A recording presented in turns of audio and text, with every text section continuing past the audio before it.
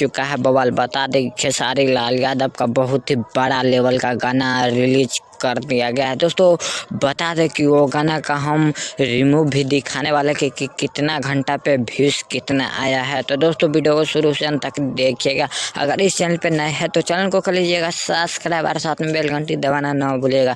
तो दोस्तों बिना टाइम लेते वीडियो को शुरू करते हैं। दोस्तों बता दें कि पावर खेसारी लाल यादव का जो कि गाना है मुरैया जौनपुर के दोस्तों, और ये गाना ब्लास्ट कर चुका है भोजपुरी इंडस्ट्री में। दोस्तों बता दें कि इस गाना पे 8 घंटा में कितना व्यूज़ आया है। 8 घंटा में 4 लाख व्यूज़ लाया है खेसारी लाल यादव। दोस्तों आप लोग सोच सकते हैं कि भोजपुरी इंडस्ट्री में धमाका हो चुका है। तो दोस्तों आप लोग जाइए और गाना सुनिए और मस्ती कीजिए।